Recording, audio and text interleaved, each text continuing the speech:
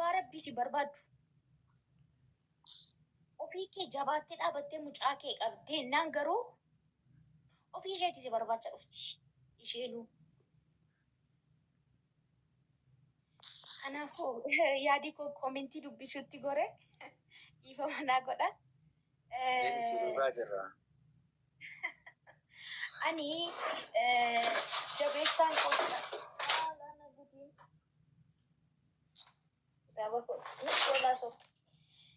akkan jedheen gargaara isa akkasina godhe abbaa falmataadhaan jechuudha. Falmataan kunuuti.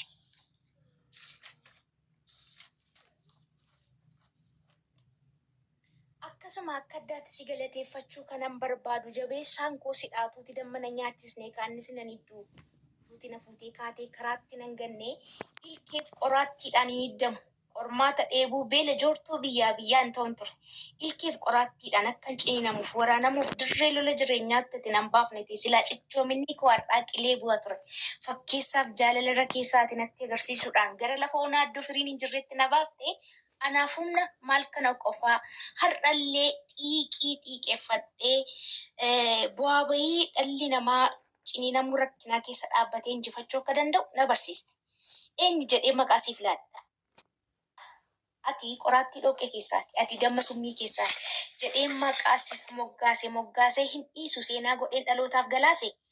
Ati jireenya koof milkaa'inaa irra koofis shoora olaanaa taphatte galanni kee guddaadha maan sin arginu umurii dheeraa jiraadhu waan na gooteef waan naa goote hundasaa yaadadhu galgala kee miidheeffadhuun jedhe. Ilkeen ilkaan taate kuni mata dureensaa naan dhufu ture. Utunni rakkina sana nan agarsiisne ta'e siin taa'ee na fuudhee maatii biraa sababa tokko malee nan ganne ta'e har'aa sababa himatu hin qabu. Waggaa 9 booddeedha kitaabni kun bifa seenaan kun bifa kitaabaatiin kan barreeffame. Maafan siin osoo hin taane gaafan jabaadhee dhaabbadhee mucaa koo guddifadhee miidhamuun gaariidha miidhuutu badaadha. Yeroo baay'ee immoo namni miidhamaa kan ta'u keessumaa parsantii 85 shamarrani kan miidhamu adeemsa gaa'elaa keessatti. Sababii maaliif sababii ofii isaanii gatii laachuu dadhabanii miidhama dandamachuu dadhabanii filannoo badaa filatanii egerri isaanii balleessan irraan kan ka'e malee miidhamni nama jabeessaa xiiqii namatti toraa kan jedhuufidha. Innaa maal siin jechuun barbaade beektaa? Baga miidhamte.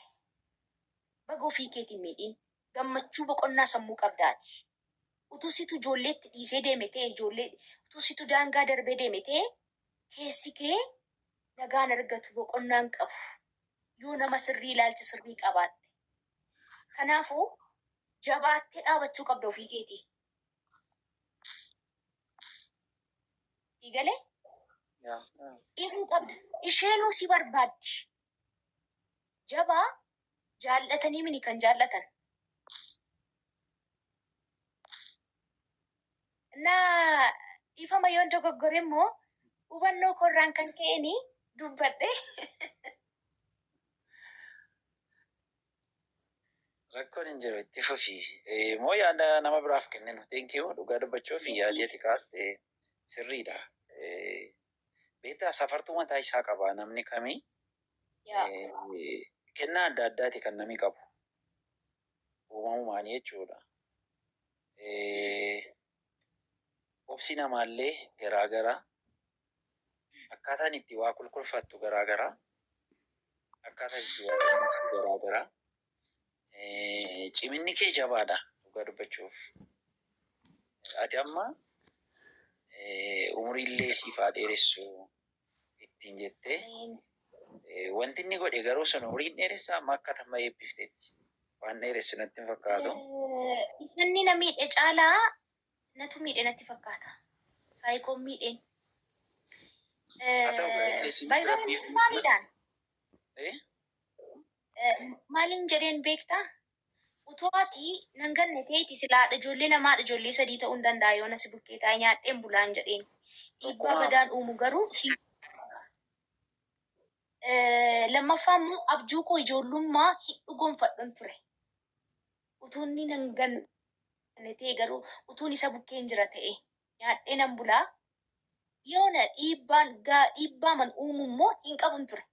Inaaffaadhaa fi beelli dheebuun ijoollummaa kaasee na keessa jiru garuu ani nyaadhee uffadhee akka nama kaanii darbuu hin barbaadu.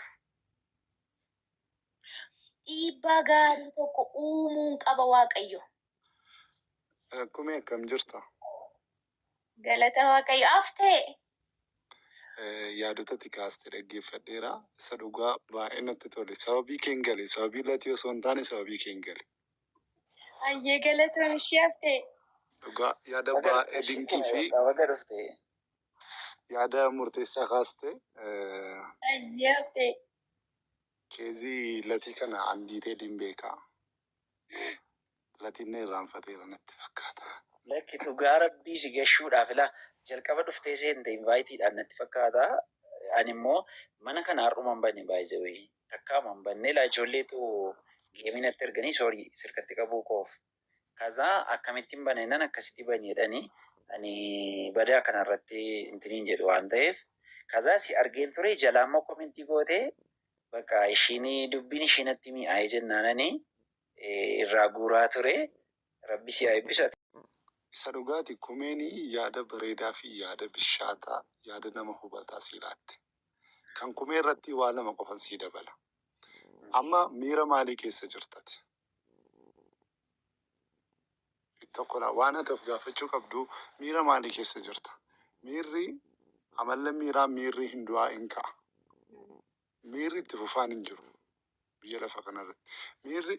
Miironni ani ogeessa aartii waan ta'eef qoqqoodaminsa isaanii diiteeliin beeka. Miira 27tu jiru jedhu. 27 sana keessa garuu kan yeroo hundumaa nutti dhiyoo ta'anii fi kan nu duukaa jiraatan keessaa tokko miira gaddaa, miira gammachuudha. Miira abdachuudha, miira nuffuudha. Miira kabajuudha, tuffachuudha. Miironni akkasii jiru. Innaa miira abdachuurra jirtamoo, miira nuffuurra jirtamoo, miira gammachuurra jirtamoo, miira gaddaarra jirtamoo tokko jala sarariitii miira isa kamirra akka jirtu sararii bari. Maqaan jaalallee kee eenyudha?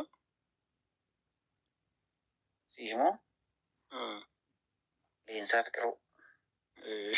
Isa darbe leelloo naan jettaayyuu leelloo naan hin jedhin siin jedheen ture. Waasammaa achumatti hin kutee miti deemaa. Nan dhagaa asii bari'anii. Maaf akka ta'e beektaa? Kanummaa nan dhagaa dhaga'uus nan qabaa warii kanaaf hin dhufee. Innaa lammaffaa ammaa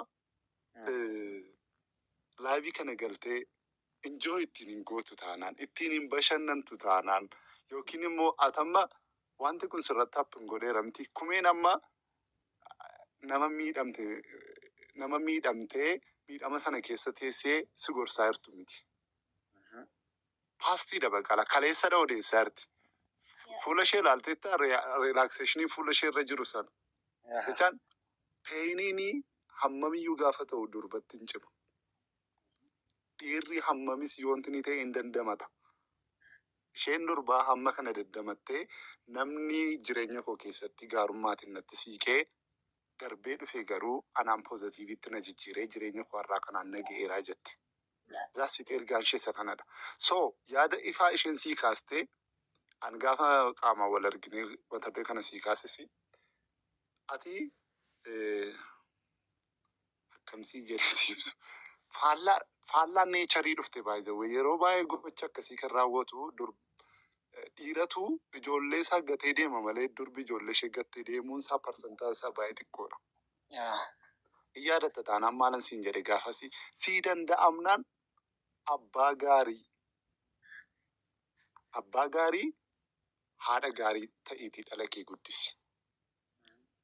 Ittiin irratiin abbummaan kee ittiin irratiin dhala keetti. Dandeessu bakka ishee kabar godhi. Hin dandeessu taanaan garuu bakka keetti istirongii ta'i. Si galeeraa? Isa sanarratti ejennoon qabdu taanaan laayivii kana immoo sittan hima laayivii kana bantee akkas miitingii barraan suusii sitti ta'a. Inumaayyuu jaalalli kee dabalaa fi deemu. Jala sararee waan asitti. Isa dhugaa waaqa sitti mi'aa bakka. Gaafa hundumtuu dhufee si gorsu waama jireenya sirrii waama ishee qabanii siif idaaran sitti fakkaata. Innaa yaada kumee keessaa strong maaniin baay'ee barbaadama. Namni tokko jabaa giddii jaallatu ni jedhamu baay'ee giddii mara.